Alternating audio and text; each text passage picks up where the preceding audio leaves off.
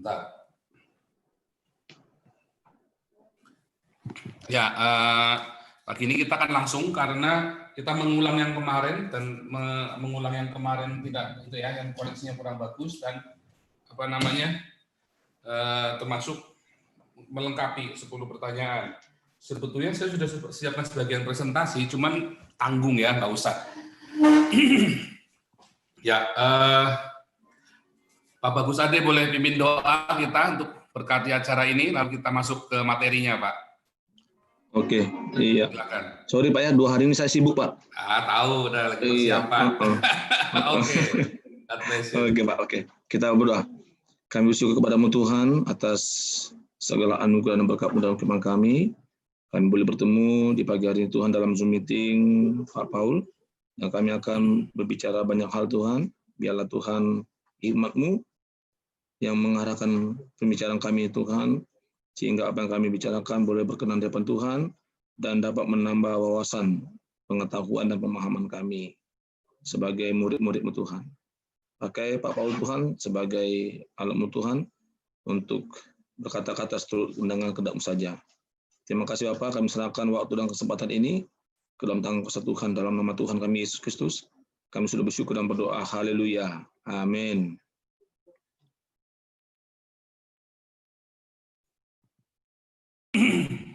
Thank you Pak Bagus Ade. Luar biasa, kita hari ini akan langsung ya, karena materinya pendek dan saya harus selesai dalam 2 jam. Langsung saja, kita akan ulangi dari awal. Pertanyaan-pertanyaan itu kita akan ulangi dari awal. Sebenarnya sudah yang 5 itu sudah saya siapkan materinya. Sayangnya saya ini ya, sebentar. Mungkin kita bisa nggak ya?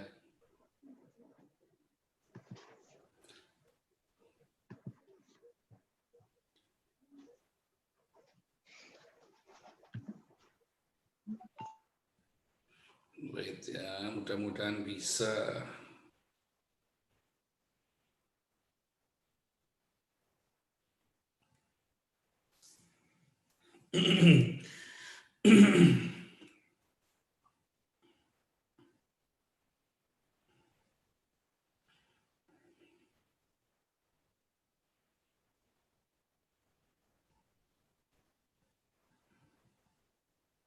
Ini.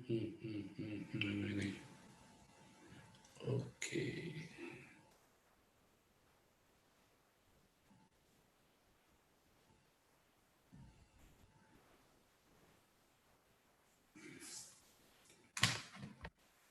Ada perbedaan ya sebenarnya. Saya ada 2 salinan. Oh ya, oke, bentar. Oke. Kita langsung ya. Anda yang ingin bergabung, rekan-rekan Muslim, yang Kristen juga boleh. Ini tadi ada nanya, mau kok minta 5 BMW. Oh, kalau saya bukan 5 BMW, 1 pertanyaan 1 BMW. Ya, kalau kamu bisa jawab 1, saya kasih 1, bisa jawab 10, kasih 10. Jangan khawatir, saya di backup oleh yayasan di sini ya. Ini saya serius, nggak main-main ya. Nanti BMW-nya completely build up, kirim ke Indonesia nanti. Saya nggak main-main ya. Ini. Ya, ini sayembara ini hanya bagi yang berakal ya, bagi orang-orang yang berakal.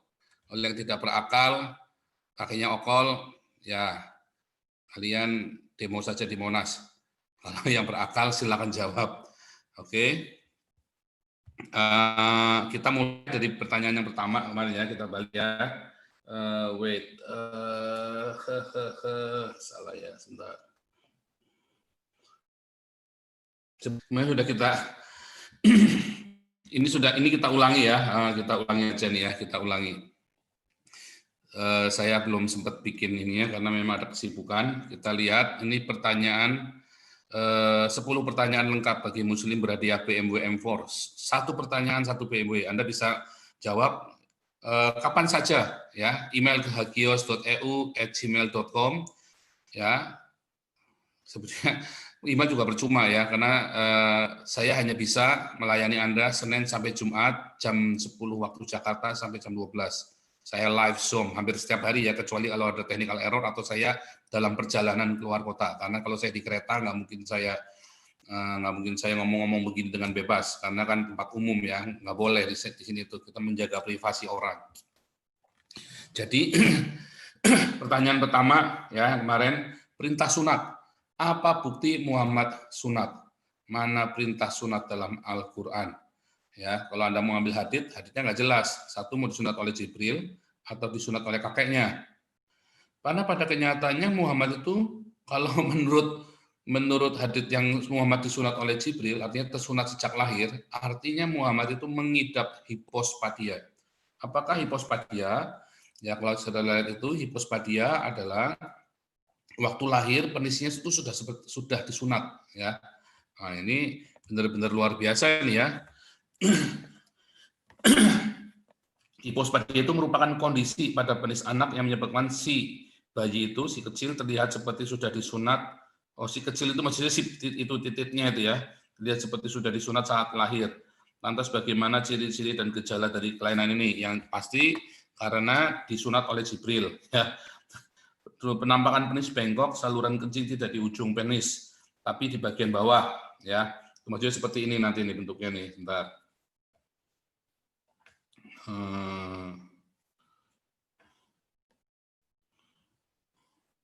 Jadi kalau hipospadia itu nanti bentuknya seperti ini. Nih, ini misalnya begini ya, penisnya nih. Wah, ini lagi ngaceng nih ya. Nah, gitu. Dia maka ininya nggak di sini. Lubangnya itu nggak akan di sini. Kalau di sini kan dia mancur gitu kan, kencingnya. Tapi masalahnya lubangnya nggak di sini, tapi lubangnya di sini. Lubangnya di bawah sini. Sehingga kencingnya dia turun gini. Kayak keran kan jadinya kan. Nah, lubangnya kecil gini tuh. Kayak keran turunnya. Gitu ya. Iya. Rodanya itu. Ini hipospadia. Makanya ada hadis Nabi, kencingnya harus jongkok. Mengapa? Kalau kencingnya berdiri coba, dia berdiri, dia akan kena kaki, ya. Misalnya gini kan kakinya nih.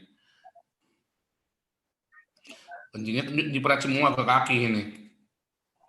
Makanya harus jongkok supaya jangan nyipet-nyipet nggak karu-karuan.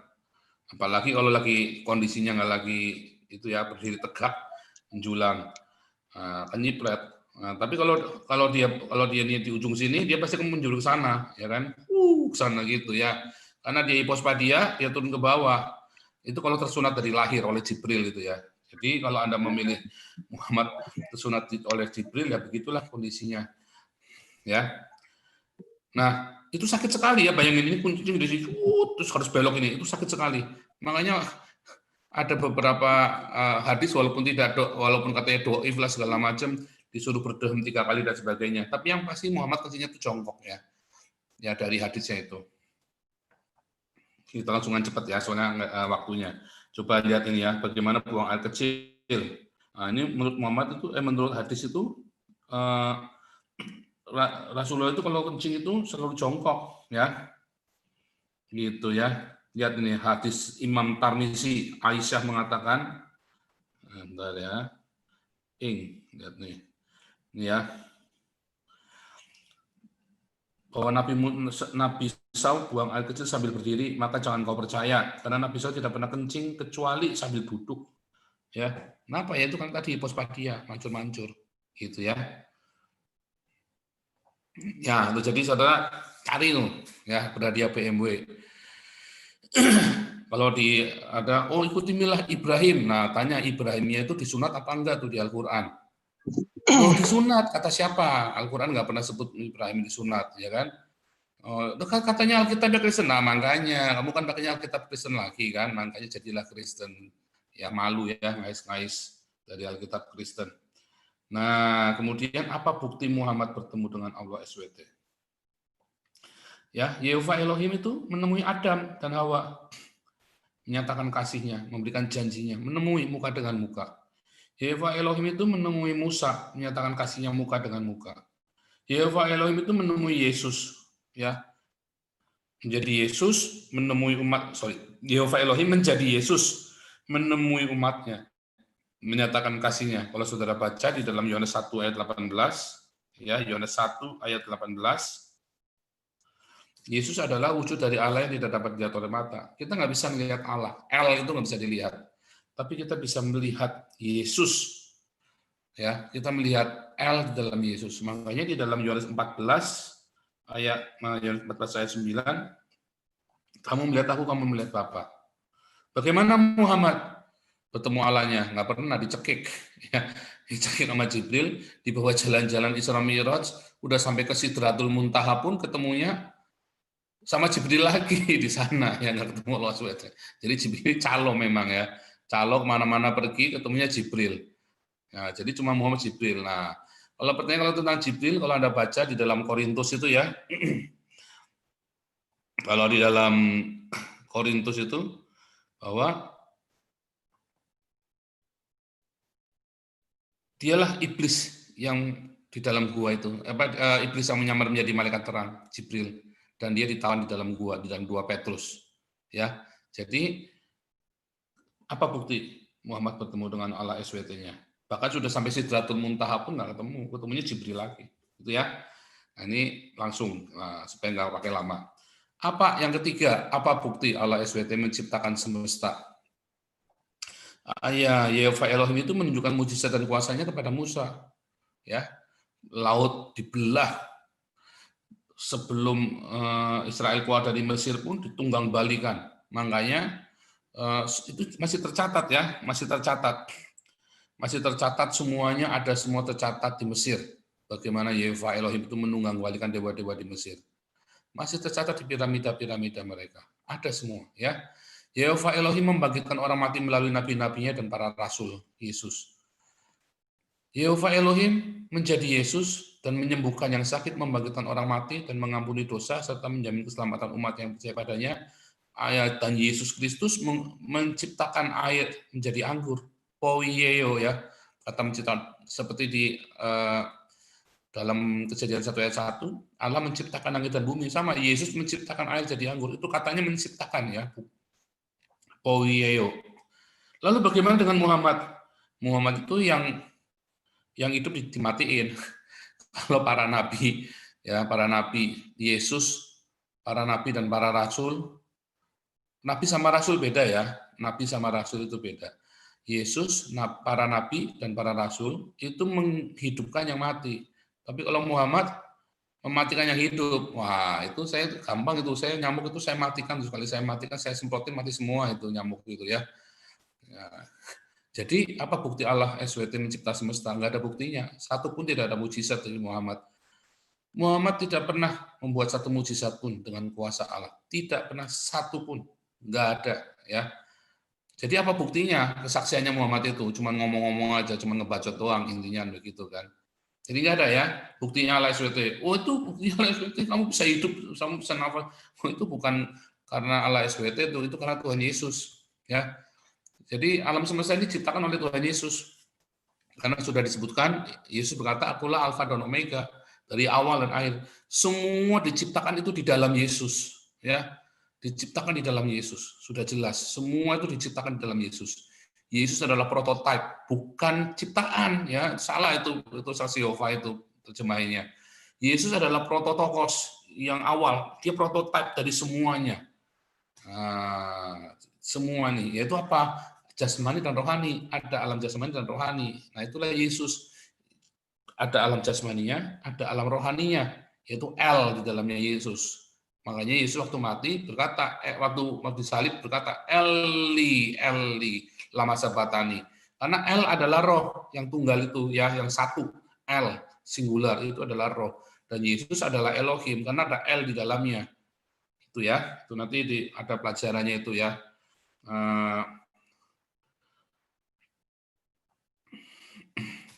Bahwa Allah bukan manusia, ada di video saya di YouTube saya. Lalu pertanyaan yang berikutnya yang keempat, apa bukti bahwa Allah Islam mengasihi umatnya? Yehova Elohim menunjukkan mujizat dan kuasanya kepada Musa membebaskan umatnya dari perbudakan Mesir tadi ya, bolak-balik. Kepada Abraham ditunjukkan kasihnya, kepada orang Israel, kepada Daud semua ditunjukkan nyata-nyata kasihnya. Para nabi datang kepadanya menunjukkan kasihnya, mujizat-mujizat terjadi. Semua di atas nama Yehova Elohim dan menunjukkan. Jadi nggak cuma atas nama doang ya. Saya juga bisa tuh atas nama siapa, pokoknya saya bikin aneh-aneh. Tapi kan nggak ada mujizat kenyataannya. Yehova Elohim turun ke dunia dalam Yesus, yaitu menyembuhkan yang sakit, memberikan orang mati, mengampuni dosa. Yesus mengampuni dosa ya, Muhammad nggak pernah mengampuni dosa. Nggak ada Allah berkata hari ini dosamu diampuni, nggak ada. Hanya Yesus saja yang berkata hari ini dosamu diampuni, serta menjamin keselamatan umat yang percaya kepadanya. Yohanes 3 ayat 16. Karena demikian kasih Allah akan dunia ini sehingga diberikan anak yang tunggal supaya yang percaya kepadanya, kepada Yesus Kristus, jangan binasa, melainkan beroleh hidup kekal. Ya. Bagaimana kepada Muhammad? Kata Ustadz Masihud bilang Al-Quran. Oh, Al-Quran itu adalah bencana bagi dunia, ya. Al-Quran itu sumber bencana bagi dunia. Sepertiga dunia itu hancur. Kemanusiaan itu rusak gara-gara Al-Quran. Lihat ini ya, pengungsi-pengungsi yang pergi dari negara Islam. Hari ini semua negara-negara Islam membuka dirinya, harus buka diri, ya. Harus buka diri, kalau nggak hancur. Karena Islam sudah gagal di seluruh dunia. Islam itu sudah gagal. Makanya Erdogan itu bunuh diri itu ya, mengubah Hagia Sophia jadi masjid itu, bodoh dia itu. Dia itu mencari dukungan Islam radikal itu. Dia sudah menghalalkan segala macam cara. Di Turki itu ya, 2 juta cendekiawan Turki itu dimasukkan penjara oleh Erdogan. 6 juta lainnya itu pergi ke sini. Yang pintar-pintar, yang dokter, profesor, yang dokter bedah, dokter yang jago-jago itu pergi semua ke Eropa. Kabur dari Erdogan. Nah, tinggal orang-orang bodoh aja tuh di Turki. Ya, jadi Turki ini lagi menghitung hari nih, tinggal mampus saja itu Turki itu. Atau nanti jadi sarang teroris. Lihat, apa bukti Abraham ke Mekah? Nah, ya, ini pertanyaan yang kelima. Apa bukti Abraham pergi ke Mekah? Ismail itu tinggal di Paran ya. Seluruh arkeologi menunjukkan Petra Yordania sesuai Alkitab. Semua arkeologi secara sekuler, semua menunjukkan bahwa Ismail itu, keturunan Ismail tinggalnya di Paran, di Petra Yordania, bukan di Mekah. Ngawur itu ya.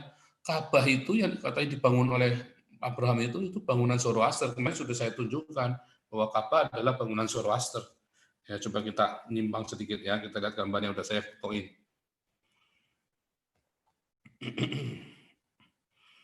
Kemarin udah saya fotoin ini ya.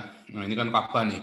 Ini bukan Ka'bah, ini adalah di Persia, namanya Nakes Erostam di Persia. Bentuknya mirip Ka'bah memang ya.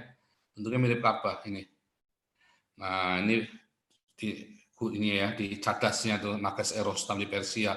Ini dari zamannya Darius Artaxerxes ya, sama Xerxes, zaman dulu, zaman kuno banget, 400 tahun sebelum Yesus atau 500 tahun, 400 tahun sebelum Yesus. Ini ya. Lihat yang sebelah kanan ini. Yang sebelah kanan, yang sebelah kiri, sorry itu yang Anda sebelah kiri Anda.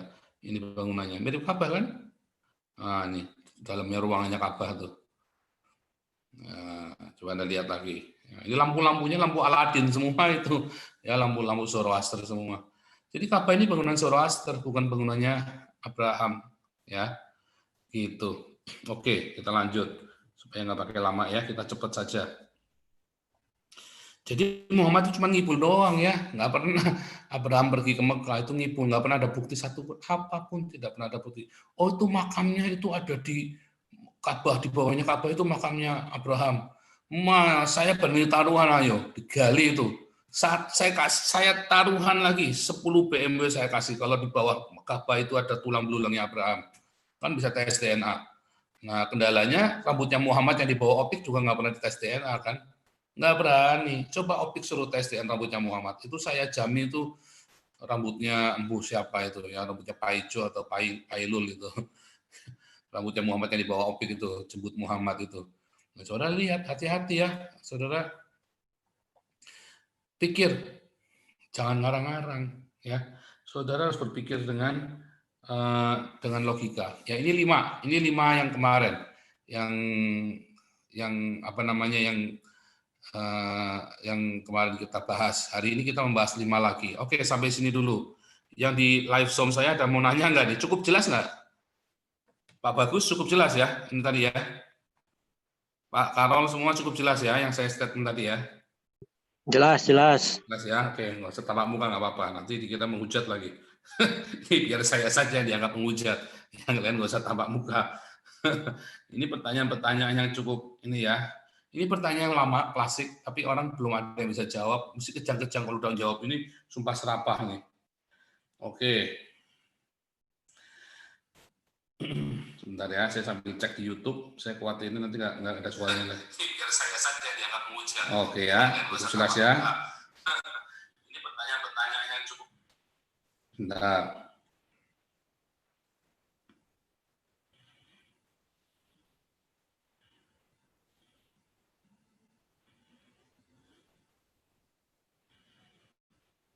Ya, udah ya. Oke, kita lanjut ya. Yang lanjutnya saya belum bikin presentasinya ya, karena ini baru saya bikin kemarin di sela-sela kesibukan. Nah, pertanyaan yang keenam. Oh, sebentar, mungkin kita bisa ke sini ya. Saya ada masukan deh. Sebentar ya. Nggak ada presentasinya, tapi saya ada bikin ininya. Ada bikin. Yang keenam itu, siapa saksinya Muhammad mendapat firman Allah atau waktu ketemu Jibril? Saksinya siapa yang Muhammad ketemu Jibril itu? Ya. Tidak ada saksi, Pak. Nggak ada. Ya barangkali mereka bisa ngasih, barangkali saya ada terlewat, boleh saja kan, namanya juga usaha. Namanya juga usaha. Oke. Bentar ya. Wait.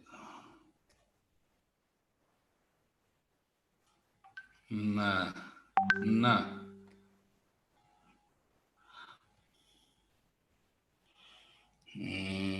Kan kelihatan kan? Nomor 6. Siapakah saksinya Muhammad ketemu Allah atau ketemu Jibril? Ya, siapa saksinya?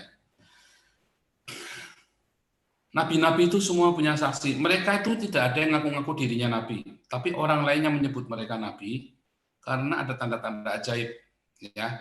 Ada tanda-tanda ajaib yang menyertai, ya, semuanya, dan mereka mengakui nabi. Dari Musa nggak ngaku-ngaku dirinya nabi, tapi orang-orang yang menyebut ia adalah nabi. Samuel tidak pernah ngaku-ngaku nabi, tapi orang-orang menyebut dirinya nabi. Kenapa? Ada tanda ajaib, ada tanda mujizat semuanya. Ya, nah, jadi ada kesaksian, ada tanda-tanda ajaib. Nah, dan waktu untuk wahyu khusus ya, seperti Taurat itu, Musa waktu diturunkan Taurat itu kepada Musa itu, seluruh Israel, ada 2 juta Israel ya, ada 600.000 orang Israel ya. Nah, saya klik ini, tik. Lihat ya, ini supaya bisa kelihatan ada ini ya. Waktu saat Musa itu ya ada 600.000 laki-laki, sama dengan 2 juta. Ya, 2 juta orang Israel. Dia ngelihat di Gunung Sinai. Waktu Taurat itu diturunkan, ngelihat mereka semua, nonton, mereka dengar, disebutkan di Alkitab. Nggak bisa bohong, karena itu disaksikan orang banyak, jadi nggak bisa bohong. Ya, Musa itu disaksikan, lihat semua, karena itu menurunkan kitab suci, ya, menurunkan kitab suci Taurat.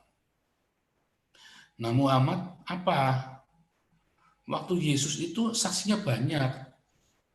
Ya, dari mulai Elizabeth didatangi Elizabeth bernubuat, Zakaria didatangi Jibril, Maria didatangi oleh Gabriel, Yusuf didatangi Gabriel, para gembala, orang Majus mendapatkan bintang-bintang di langit. Saksinya banyak. Lah Muhammad ini saksinya siapa? Ya, bahkan Yohanes Pembaptis pun jadi saksinya Yesus. Nah, Muhammad ini saksinya Waraka yang mengakui. Warakanya aja nggak jelas. Warakanya aja nggak pernah jadi Islam. Ya. Warakanya saja yang katanya jadi saksinya nggak pernah jadi Islam. Jadi tipu-tipu semua. Nah, coba pikir, ya, Anda pikir baik-baik. Orang Islam itu, kalau orang-orang punya profesor, dokter, asal sudah jadi Islam dengar kata mantra Allah Akbar, langsung hipnotis, langsung goblok mereka. Ya. Nah, coba Anda pikirkan coba. Siapa saksinya Muhammad? Kalau itu ada di Barat, nggak laku. Makanya Al-Quran orang-orang Barat yang jadi Islam itu yang bodoh-bodoh. Mengapa? Karena mereka nggak mikir asal usulnya, historis kritisnya, mereka nggak kepikir. Ya, kalau ada pun yang jadi Islam pun biasanya karena apa? Politis, ya, cari masa, cari dukungan, gitu ya. Nah, terus yang ketujuh, apa bukti dalam Al-Quran bahwa Ismail yang hendak dikorbankan? Karena di dalam As-Saffat itu, ayat 90 sampai 102 itu nggak ada. Nama Ismail nggak pernah disebutkan sekalipun. Yang ada sebutnya Ishak malah. Isu tentang Ismail yang dikorbankan itu baru ada tahun 1930-an ketika kebangkitan Pan-Islam di Lebanon. Ya, waktu itu digerakkan oleh orang-orang Turki, orang-orang Lebanon yang Islam. Mereka membuat satu gerakan Pan-Islam. Nah, itu kemudian mereka untuk membangkitkan fanatisme terhadap Islam, dibuatlah cerita bahwa Ismail yang dikorbankan, bukan Ishak. Tapi mau cerita apapun, hadisnya nggak ada ceritanya Ismail, nggak ada keterangan apa-apa. Bahkan Ulil Absah itu pun, si Ulil itu pun bilang, yang penting Ishak yang dikorbanin. Memang baru ada tahun 1930-an isu tentang Ismail yang dikorbanin. Karena untuk membangkitkan fanatisme. Ya, nah pada kenyataannya kan Muhammad bukan keturunannya Ismail ya. Dalam buku saya Khilafah Terakhir, sorry ya kemarin yang kemarin kirim email minta buku, saya belum kirim karena saya sedang sibuk sekali kemarin 2 hari ya, peak sekali saya. Sampai saya kurang tidur, sampai pontang-panting ya, karena memang jaraknya jauh ya, kita pergi luar kota, luar negeri terus ya, pergi sana sini naik kereta, dan kita ada corona juga kan, harus nggak boleh satu kereta itu dibatasi, nggak boleh banyak orang. Nah, jadi singkat cerita, Muhammad sendiri bukan keturunan Ismail, dan Ismailnya sendiri juga nggak pernah dikorbanin. Al-Qurannya nggak jelas, itu siapa, hadisnya juga nggak ada. Nah, kalian kenapa bisa dapat pengajaran Ismail yang dikorbanin? Kenapa? Karena kalian terlalu banyak ngarang, ya. Islam itu memang agama asumsi, ya Allahnya hasil ilusi, ya. Terus nabinya berdelusi, umatnya berhalusinasi. Ya nggak ada, makanya Alkitabnya isinya tanda kurung semua. Coba Anda lihat ya di Islam itu ya, begitu Anda lihat tanda kurung, singkirkan semua, nggak bunyi Al-Quran kalian, bingung. Karena memang itu orang kesurupan, kejang-kejang lagi trans ditulis. Nah, laporan lagi kejang-kejang kayak itu, kayak dukun yang di Serandil itu yang di Cilacap. Kalau kejang-kejang matanya udah lelet gitu, terus nanti ngekek-ngekek. Ya, saya nggak pernah lihat, ya cuma diceritain. Kok kayak Muhammad ya? Saya bilang kok kayak Muhammad. Saudara hati-hati. Ya, sebentar. Mungkin saya punya gambarnya.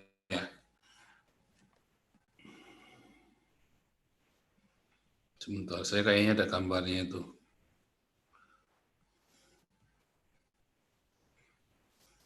Nah, coba ya.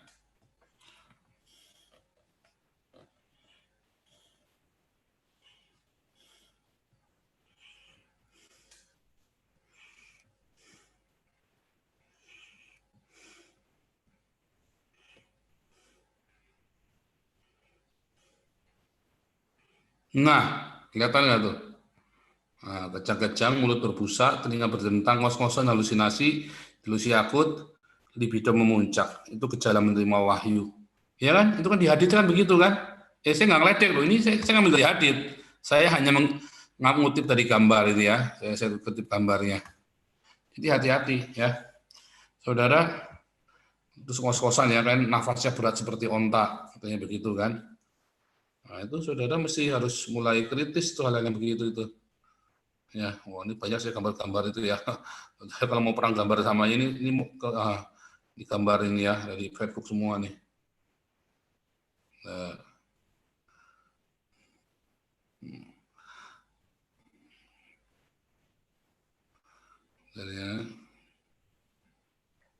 nah ini hadisnya nih ya.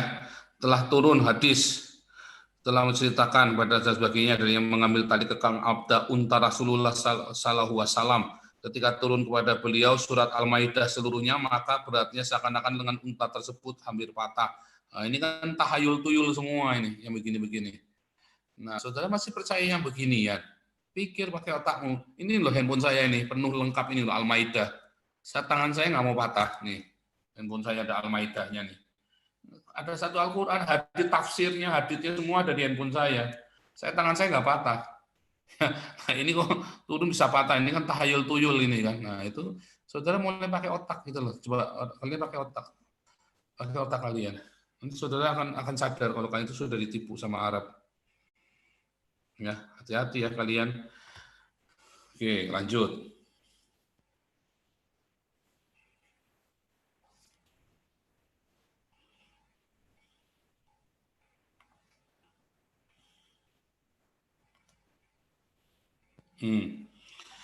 Di mana bukti Al-Quran? Nah, ini tadi sudah yang ke-7 ya. Nah, sekarang yang ke-8.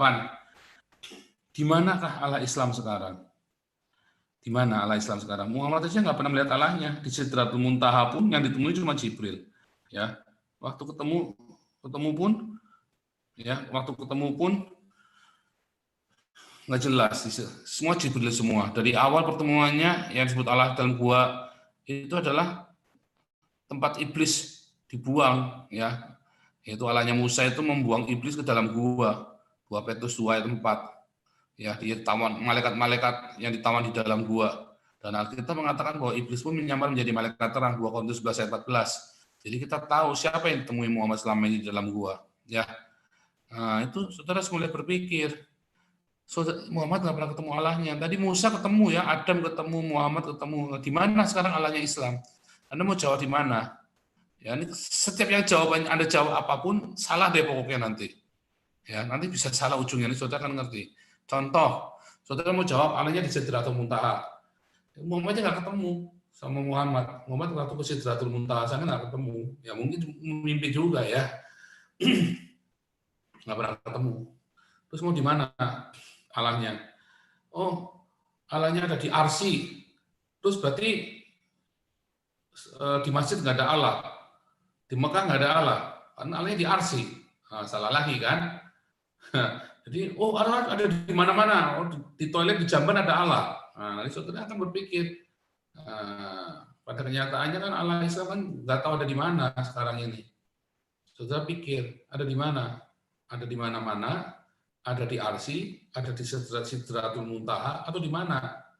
Nah, saudara mulai pikir pakai otak. Ya. Itu yang saya tanyakan kepada orang-orang Trinitas, untuk mereka lebih jeli, lebih kritis. Jangan takut dengan perbedaan. Nah, sama kita dalam beragama pun harus berani mengkritik self kritik. Itulah sebabnya Alkitab itu mengizinkan untuk dikritik, dan makin dikritik makin terbukti kebenarannya. Sekarang tidak ada yang berani menggugat perjanjian lama, sudah terbukti semua kebenarannya, dan saya sudah buat dalam video saya Spirit of Babel ya, itu ya, saudara cek Spirit of Babel video saya, sudah terbukti semua kebenarannya. Sekarang Alkitab malah dijadikan milestone, bukti historis bagi sejarah-sejarah dunia yang lain. Ketika ada yang missing link, carinya di Alkitab. Nanti mereka gali, ketemu nanti. Karena perjanjian baru yang lagi dikritik, itu pun baru mulai tahun 1950 ya, baru mulai dikritik, baru mulai ada kritik historisnya. Tetapi mereka lupa ya kritik historisnya. Bahasa yang mereka pelajari hari ini, bahasa Yunani ini tidak sama dengan bahasa Yunani kuno di zaman itu. Ya, jadi mereka juga harus ngerti, dan mereka membuat asumsi-asumsi. Yesus berbahasa Aram, salah. Yesus mana ada Yesus berbahasa Aram? Sekali-kali Yesus berbahasa Aram. Ibrani sebenarnya bukan bahasa Aram, tapi bahasa Ibrani. Ya disebutkan Talitakum, ya Evata.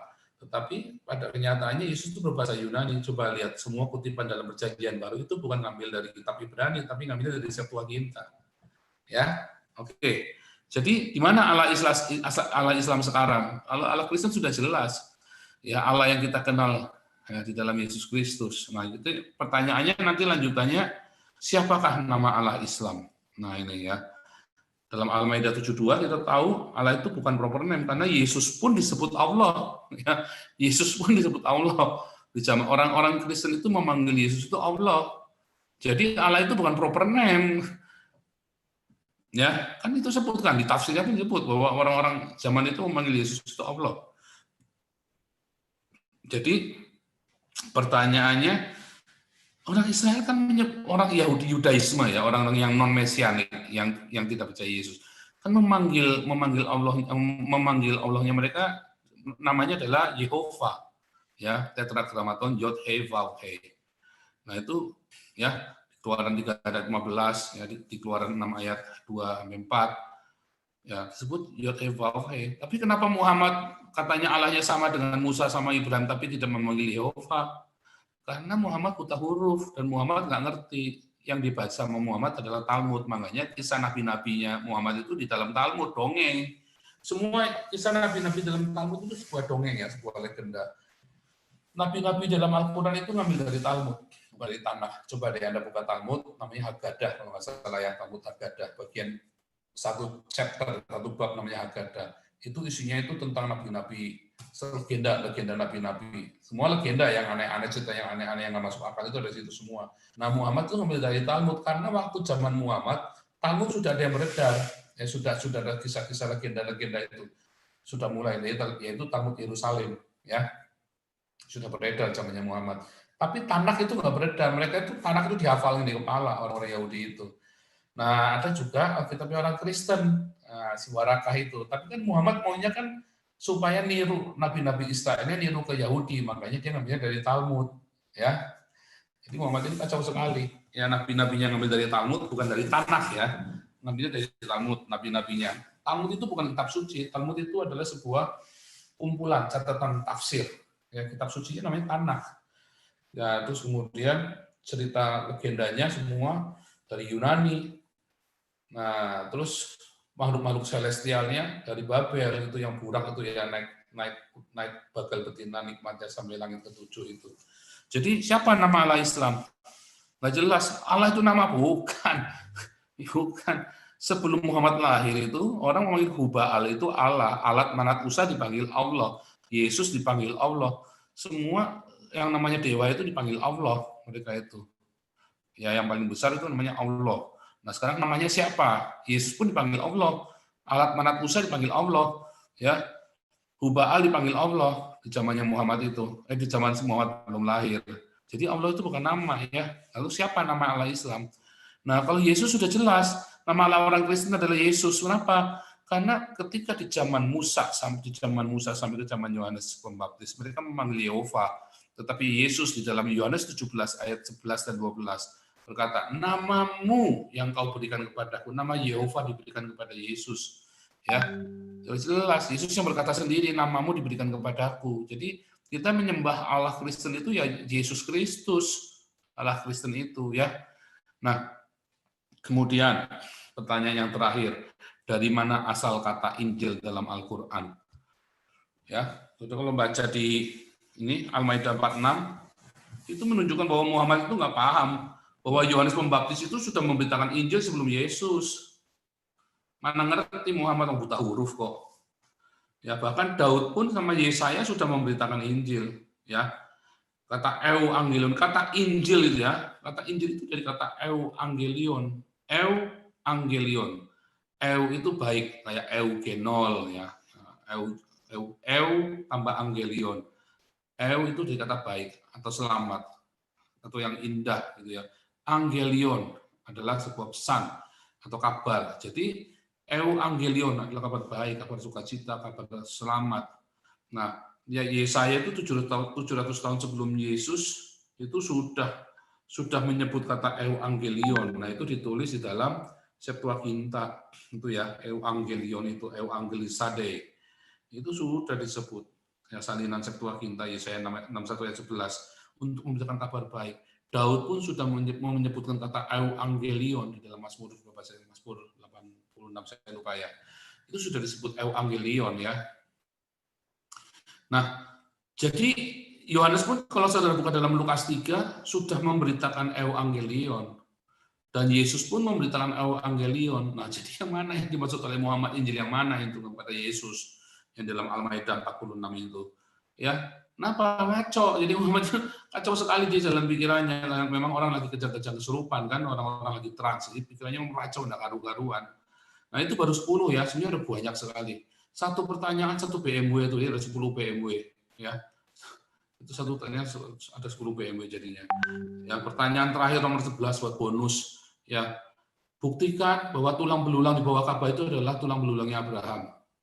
Ya, itu nanti berhadiah 10 BMW, nanti saya ajukan ke yayasan di sini. Yayasan saya yang di Belanda sama di Jerman. 10 BMW itu satu pertanyaan itu. Kalau Anda bisa menjawab, buktikan bahwa tulang belulang di bawah Ka'bah itu adalah tulang belulangnya Abraham. Ya, itu nanti saya usulkan 10 BMW, satu pertanyaan saja. Kalau ini pertanyaan 10, satu pertanyaan satu BMW. Kalau tadi kan susah ya kan, buktikan bahwa tulang belulang di bawah Ka'bah itu adalah tulang belulangnya Abraham. Ya, oke, sampai situ saja. Teman-teman yang ada di live Zoom boleh menjawab ya. Oke, sebentar.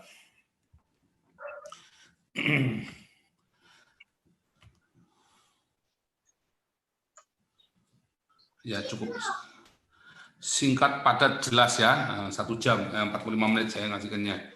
Singkat, padat, jelas. Oke, saya cek dulu yang ada di YouTube. Ya teman-teman di live kalau mau komentar boleh, tidak harus pakai video ya. Kecuali kalau yang saya belum kenal, jadi harus buka video. Kalau yang sudah saya kenal nggak usah. Nah. Ya baik, Pastor Paul, selamat siang. Siang. Ya, tadi lalu tentang logikanya itu. Bagi saya, Pastor Paul menyoroti logika sebagai kecenderungan berpikir suatu masyarakat dalam zona tertentu. Ini temanya kita masih sayembara berhadiah BMW pertanyaan kepada Muslim. Saya nggak cari-cari hadiah. Iya. Jangan, harus fokus supaya kita nanti kalau orang buka videonya dia fokus ke sini. Begitu Pak Karol ya. Sorry ya, nggak apa-apa ya. Nanti masalah logika nanti kita nanti saya mau buka lagi nanti itu ya masalah cara berpikir Alkitab karena kemarin kan belum tuntas. Oh iya. Saya nanti logika sajikan khusus logika. Cara berpikir, cara membaca Alkitab. Baik. Cara membaca dan alur Alkitab itu nanti saya bikin banyak orang Kristen nggak bisa baca Alkitab. Kapan logikanya ini, Pastor Paul? Mudah-mudahan minggu logikanya depan. Kapan? Minggu depan ya. Minggu depan kita bahas. Senin ini kalau nggak salah ada kesaksian dari ada seorang pendeta di Belanda, dia ada mau kesaksian. Itu bagus sekali. Saya ngikutin perjalanan hidupnya, saya sampai terharu sekali ini pendeta ini nggak punya anak, sudah usia udah lanjut, tapi setianya minta ampun sama Tuhan. Itu hari Senin. Kesaksian bagaimana Tuhan pulihkan pernikahannya, bagaimana Tuhan pulihkan seluruh hidupnya, Tuhan kasih mujizat bangkit dari kematian. Saya kalau nggak bisa itu nanti rencana saya setiap minggu sekali saya akan undang Bapak dan Ibu pendeta, dua-duanya pendeta ya, Bapak dan Ibu pendeta ini untuk bersaksi bergantian ya. Nah itu nanti mulai minggu depan, terus nanti ada kesaksian juga dari seorang ex-Muslim ya yang mencari suaka, yang menjadi suaka karena mau dibunuh, ya mau dibunuh ex-Muslim itu benar-benar sudah ada ini ada visumnya semua, tetapi itu sudah 15 tahun yang lalu. Terus ada yang saya baptis ya, orang Iran yang saya baptis yang dia hampir mati di tengah laut itu, nanti dia kesaksian cuma dalam bahasa Inggris. Nanti waktu dia cerita, saya akan terjemahkan dalam bahasa Indonesia ya, sambil dia ngomong pakai bahasa Inggris kesaksian, saya ngomong pakai bahasa Indonesia. Bahasa Inggrisnya cukup bagus. Itu saya baptis pertama kali dulu waktu di Jerman. Nah, terus itu minggu depan ya, minggu depan selalu ini ya, stay on Joseph Paul Sang channel. Nah, nanti kalau Pak Bagus Ade mau undang untuk kesaksian juga boleh ya, Pak Bagus, kita share hamba-hamba Tuhan, kita share narasumber biasa kan. Iya, jadi bagus itu. Pak Bagus Ade Panjaitan channel YouTube-nya ya itu juga bagus-bagus seperti namanya bagus-bagus. Anda bisa meluncur ke sana setiap jam 5 sore waktu Jakarta ya. Iya. Live ya. Jam 5 sore. Cuma semalam kepanjangan Pak kami Pak ngobrolnya Pak. Nggak apa-apa. Sampai jam berapa tuh semalam? Live ya. Semalam itu live. Semalam itu saya tuh pontang-panting sekali. Saya baca itunya. Suami saya pontang-panting sekali nggak bisa. Saya mau ikut nanti kapan-kapan saya sana. Cuma saya pontang-panting 3 hari ini saya pontang-panting karena saya ada pameran ada gereja tua di Belanda, ada gereja tua bekas gereja Katolik jadi gereja Protestan. Jadi itu isu-isu gereja yang dijual itu salah ya, itu gereja Katolik. Gereja Katolik itu banyak berubah jadi gereja Protestan dan jadi museum. Nah itu kemarin saya bantu karena kan itu bagian dari pelayanan saya untuk masuk kepada orang-orang Eropa supaya saya bisa berasimilasi dengan mereka. Jadi saya sibuk sekali. Itu bagian dari pelayanan. Kelihatannya kan cuma jaga. Saya di situ cuma jadi ini ya, jadi coach. Jadi coach corona menjaga supaya orang jaraknya 1,5 meter gitu loh. Kerja saya cuma di doang sama main piano gitu ya. Nanti saya tunjukkan ke main piano nanti. Pak. Ya. Kemarin saya tinggal tidur mereka, Pak Samuel, Pak Charlie, saya tinggal tidur. Ya, saya tidur soalnya saya bisa mau kerja kan. Saya tinggal tidur mereka. Masih mereka ngobrol di Zoom meeting saya. Luar biasa semangatnya. Iya, luar biasa. Nanti nggak apa-apa, nanti kita tuker-tukeran. Nanti saya info aja semua narasumber supaya kita share. Nanti. Semua yang ada di YouTube saya boleh di copy ya, Pak Bagus ya. Nanti kalau punya Pak Bagus ada bagus kasih ke saya, ini saya copy juga. Jadi kita semua berbagi. Kan ada nggak semuanya channel kita kan orangnya style beda-beda kan. Jadi kita berbagi aja.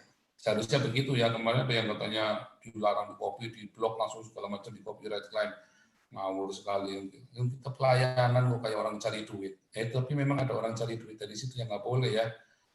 Jadi kita ya boleh kita menerima monetasi dari YouTube, kita menerima YouTube, dana. iya, tapi bukan itu Pak fokusnya. Iya, kita kan carikan dana juga buat pelayanan hamba-hamba Iya. Tuhan. Kita juga carikan. Intinya Boleh Pak, kalau yang saya nggak gini boleh. Pak, Pak Paul, intinya kalau saya gini, kita jadi YouTuber rohani itu untuk memberitakan Injil, firman Allah. Intinya Itu aja. berteman dulu, iya. Yang lain-lain itu adalah Iya. bonus, jangan fokus. Itu ya. Saya tapi ngomong-ngomong lagi nunggu ustadz yang dari ini nih, ustadz dari WhatsApp yang kemarin sok-sok belagu-belagu itu. Iya, ini Ustadz Masihud takut sama saya. Ustadz Masihud ini udah diem sekarang. Ya. Bisa juga Pak ditambahin pertanyaannya Pak. Boleh. Siapakah Harun saudara Maryam itu? Lalu susah itu Pak, jangan Pak. Nah, bisa mereka membuktikan, ya kan? Itu sulit. Iya, itu nanti buat berikutnya Pak. Ini iya. nanti bulan depan kita bikin lagi 10 lagi. Ya, kan 10 yang pertama. Ini kan itu. Menurut mereka kan Isa itu kan Isa ibnu Maryam, saudara Maryam adalah Harun. Yang bulan depan kita historis kritisnya. Jadi histori Al-Quran secara histori kita nanti buktikan, ya kan, tentang Masjid Al-Aqsa, ya kan, Masjid Al-Aqsa, Muhammad sholat di Masjid Al-Aqsa, sementara masjidnya belum ada, gitu kan. Nah, itu kita nanti buat bulan depan lagi, 10 lagi kita kasih lagi historis Al-Quran di dalam sejarah, gitu kan.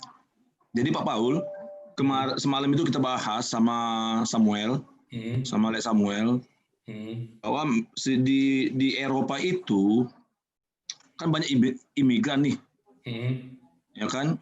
Rupanya imigran dari Turki, dari Syria dia rupanya punya 2 paspor.